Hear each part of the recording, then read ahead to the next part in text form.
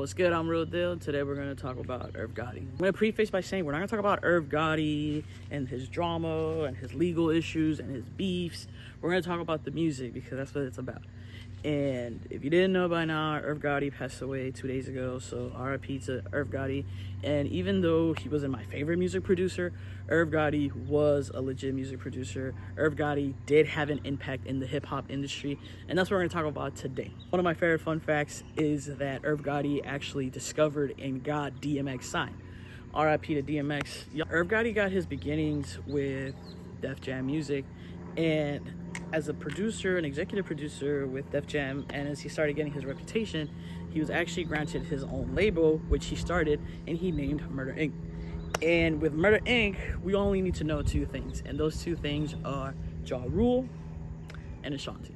And the thing about Ja Rule and Ashanti is that if you are old like me, then you remember they dominated the charts for the early 2000s.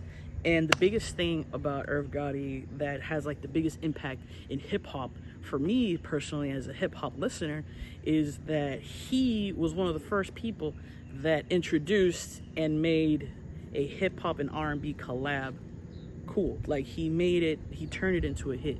He figured out the formula, which was a rapper, a hard rapper rapping about hard life, rapping about whatever, and then an R&B singer with fucking vocal chops, because it's always about the vocal chops, and they would come in, sing the hook, and the hook would be super catchy, and that's what would bring us in. And then it was just, the whole formula worked, and it worked for a really long time until 50 Cent came along. So Ja Rule and Ashanti became a cash cow for Murda Inc. because anything Ja Rule was on with Ashanti became a hit. And I say this because my middle school years and my high school years consisted of nothing but mixtapes and CD mixes where friends would be like, yo, I need a mix for my party. I need a mix for this pool party. You know, we have the 8th grade dance. We have this dance. And it was always Ashanti and Ja Rule. And then when they dropped I'm Real, forget about it. As far as this formula that Irv Gotti, mastered, basically, of a hip-hop melodic, a hip-hop song with melodic tendencies, melodic tones, a little bit of emotion into it, mostly love songs, if you will, with an R&B singer. Like, the formula worked for a lot, and it also paved the way for melodic rap. Melodic rap kind of led to what we're listening to now. So in a way, I guess I'm kind of upset. I'm not upset. I'm not hating, but yeah, Irv Gotti paved the way for melodic rap, so y'all need to put some respect on Irv Gotti's name when you think about it. Not just that, for the longest time when it came to hip-hop and when it came to music in general, if I'm being honest, there wasn't a lot of collabs. It was a lot of rappers collaborating with rappers, and it was always like, you gotta be on my level. At the end of the day, what Irv Gotti brought into the music industry was that you could create a song with a thug life rapper that raps about the game, raps about, how hard life is, and then you have like the nicest little person. It wasn't always a female singer either, but there was just something about bringing in that R&B essence that kind of slowed down the single. It kind of made it just like take a breather, if you will, and that's something that didn't just affect hip-hop, it affected all aspects of music. Because if you really stop and think about it, there wasn't a lot of features and collabs back in the day as far as music went. And if it did, it was always like in-house. It was always like, oh, because we're under the same label, it's because we're under the same management. That kind of changed. And I'm not gonna say it's all on Irv.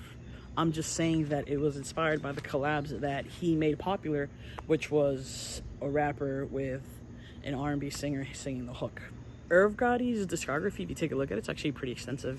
He did a lot of Ja Rule's work, and a lot of Ja Rule's discography became hits in the Billboard charts. They were constantly, like, the videos were being requested on TRL, they were requested on 106 in Park. So, like, yeah, I mean, everywhere you went, people were requesting these songs. And another thing that Irv Gotti did by introducing a R&B softer hook, if you will, that introduction of melodic rap, what he did was he helped make hip-hop a little more mainstream, a little more easy listening, if you will. And that's something that hip-hop needed, because a lot of people were so like, ugh, hip-hop is only for thugs, hip-hop is only for drug dealers, it's only for gangsters, whatever, blah, blah. Hip-hop is for anybody that can relate. Irv Gotti's sound was defined by the fact that it was hard. It was like, you know, like street.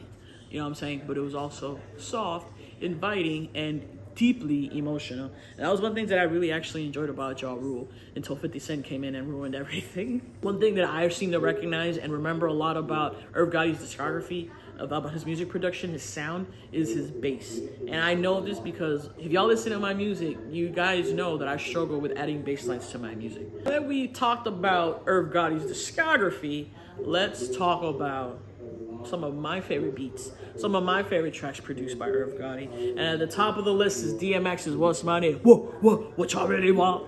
R.I.P. DMX. The 2 on the list is Between Me and You. I don't know how to explain it, but when I think of Ja Rule, when I think of Murda Inc., when I think of Irv Gotti, when I think of that era of hip hop, the first thing that comes to mind is The Color Red, Ja Rule, and Every Little Thing That We Do.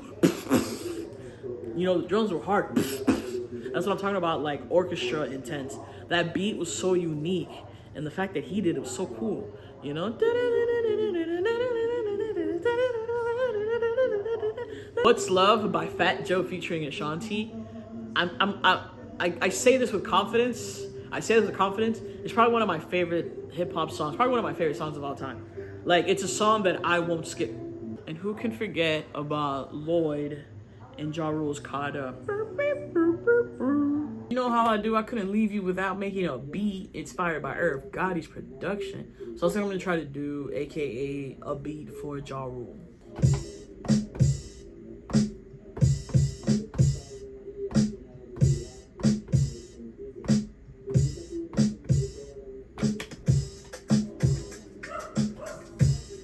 It's between this one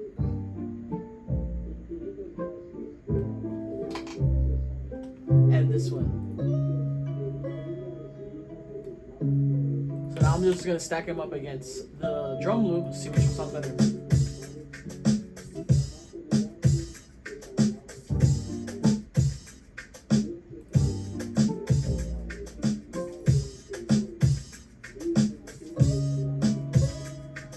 I'm definitely gonna go with the first one because that's the one that spoke to me.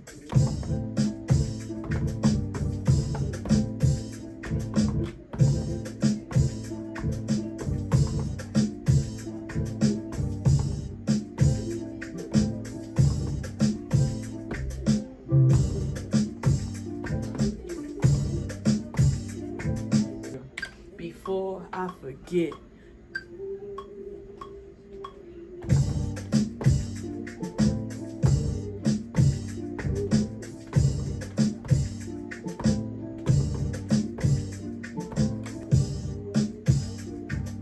I know you're getting bored dealing with him.